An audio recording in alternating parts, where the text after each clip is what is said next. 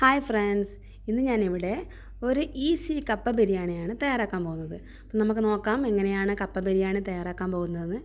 ഞാനിവിടെ ആദ്യം ഒരു 2 ടേബിൾ സ്പൂൺ വെളിച്ചെണ്ണ ഒഴിച്ചു കൊടുക്കുകയാണ്. അപ്പം നമ്മളിവിടെ തട്ടുകട സ്റ്റൈലിലുള്ള ഒരു കപ്പ ബിരിയാണിയാണ് തയ്യാറാക്കാൻ പോകുന്നത്. ചിക്കൻ ചേർത്തിട്ടുള്ളതാണ്. എല്ലാവരും ഇത് തയ്യാറാക്കി നോക്കണം. തീർച്ചയായിട്ടും എല്ലാവർക്കും ഇഷ്ടപ്പെടും. ഇതൊരു നാടൻ സ്റ്റൈലുള്ള ഒരു ടേസ്റ്റുള്ള ഒരു ഭക്ഷണമാണ്. അപ്പോൾ തീർച്ചയായിട്ടും വളരെ എളുപ്പത്തിൽ തയ്യാറാക്കാവുന്ന ഒന്നാണ്. എല്ലാവരും തയ്യാറാക്കി നോക്കണം. അപ്പോൾ നമ്മുടെ എണ്ണയൊക്കെ ഒന്ന് ചൂടായിട്ടുണ്ട്. ഇനി നമുക്കതിലേക്ക് ഉള്ളിയാണ് ചേർക്കേണ്ടത്. അപ്പോൾ കൂടുതൽ ഉള്ളി ഇതിൽ ആവശ്യമില്ല. കാരണം കപ്പൊക്കെ കൂടെ കുറച്ച് മധുരം ഉള്ളത് കൊണ്ട് കൂടുതൽ ഉള്ളി ചേർത്താൽ കൂടുതൽ മധുരം തോന്നിക്കും. അതുകൊണ്ട് ഒരു വലിയ ഉള്ളിയുടെ അല്ലെങ്കിൽ ഒരു ഇടത്തരം ചെറിയൊരു ഉള്ളി മതിയാവും. അപ്പോൾ ഉള്ളി ഇതുപോലെ അരിഞ്ഞ് ചേർത്ത് കൊടുക്കണം.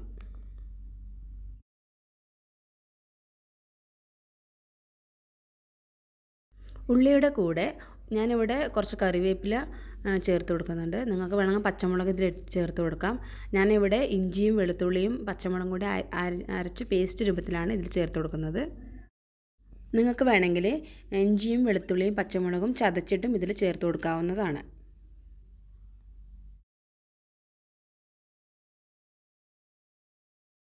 അപ്പം നമ്മുടെ ഉള്ളിയൊക്കെ നന്നായിട്ട് ഏകദേശം അധികം കൂടുതൽ ഫ്രൈ ആക്കേണ്ട ആവശ്യമില്ല. കുറച്ച് മൂത്ത് വന്നിട്ട് നമുക്ക് കാരണം ഇതിലേക്ക് ചിക്കൻ ചേർത്തിട്ട് വേവിക്കേണ്ടതാണ്.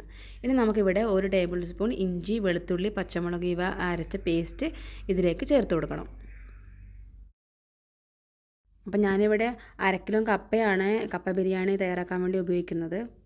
അപ്പോൾ നിങ്ങളുടെ കപ്പയുടെയും അതുപോലെ ചിക്കൻ്റെയൊക്കെ അളവിനനുസരിച്ച് വേണം ഇഞ്ചിയും വെളുത്തുള്ളിയും ഒക്കെ ചേർത്ത് കൊടുക്കാൻ.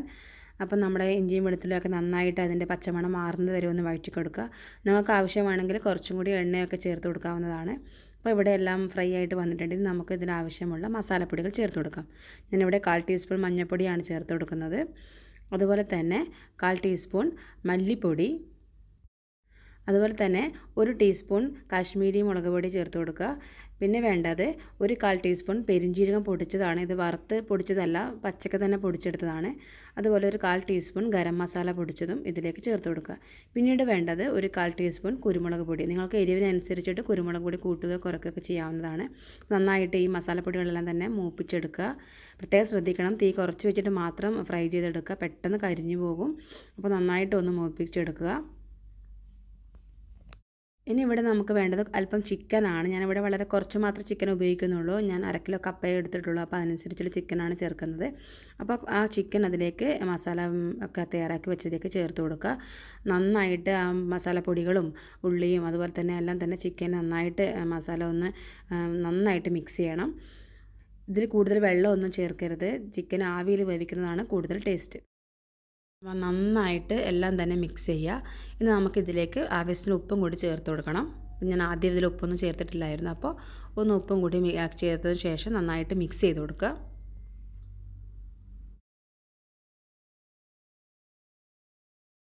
ഇതിൽ കൂടുതൽ വെള്ളമൊന്നും ഒഴിക്കേണ്ട ആവശ്യം, നിങ്ങൾക്ക് അടിക്ക് പിടിക്കുമെന്ന് തോന്നുന്നുണ്ടെങ്കിൽ 1 ഗ്ലാസ് വെള്ളം ചേർത്ത് കൊടുക്കാവുന്നതാണ്.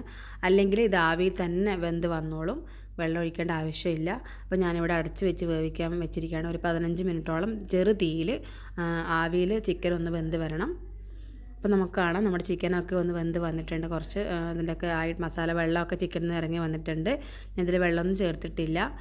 ഇനി നമുക്ക് വേണമെങ്കിൽ കുറച്ചും കൂടി ചിക്കൻ വേവൊക്കെ ഉണ്ടെങ്കിൽ തോന്നുന്നുണ്ടെങ്കിൽ നിങ്ങൾക്ക് കുറച്ചും കൂടി വെള്ളമൊക്കെ ചേർത്തിട്ട്, കൂടുതൽ വെള്ളം ഒഴിക്കരുത്, 1/2 ഗ്ലാസ് വെള്ളം ചേർത്തിട്ട് വേണമെങ്കിൽ ഒന്നും കൂടി വേവിച്ചെടുക്കാം. അങ്ങനെ നമ്മൾ ചിക്കനൊക്കെ ഇവിടെ കറക്റ്റായിട്ട് വെന്ത് വന്നിട്ടുണ്ട്. ഇനി നമുക്കിതിലേക്ക് വേവിച്ച് വെച്ച കപ്പയാണ് ചേർത്ത് കൊടുക്കേണ്ടത്. അപ്പോൾ ഞാനിവിടെ 1/2 കിലോ കപ്പ ഉപ്പും അല്പം മഞ്ഞൾപ്പൊടിയും ചേർത്ത് വേവിച്ചെടുത്ത് വെച്ചിരിക്കുന്നതാണ് ഇത്. ആ കപ്പ ഇതിലേക്ക് ചേർത്ത് കൊടുക്കണം.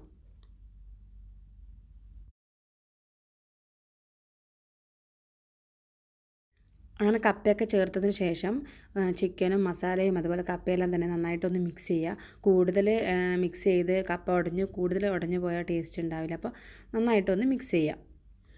അപ്പോൾ അതിൻ്റെ ഈ ചിക്കൻ്റെ മസാലയും ഒക്കെ തന്നെ കപ്പയിലേക്കും കൂടി ഇറങ്ങി പിടിക്കണം. എങ്കിൽ മാത്രമേ അത് കഴിക്കാനും ടേസ്റ്റ് കൂടുതലായിട്ട് ഉണ്ടാവുള്ളൂ.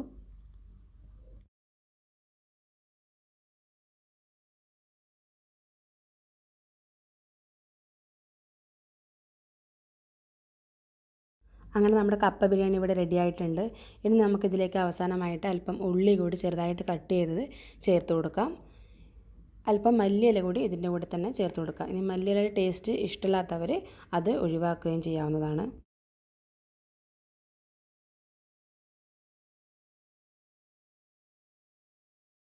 അങ്ങനെ എല്ലാവർക്കും ഈ കപ്പ ബിരിയാണി ഇഷ്ടമായെന്ന് ഞാൻ കരുതുന്നു. അപ്പോൾ എല്ലാവരും തയ്യാറാക്കി നോക്കണം. വളരെ എളുപ്പമാണ് തയ്യാറാക്കാൻ. ഇഷ്ടപ്പെട്ടെങ്കിൽ ലൈക്ക്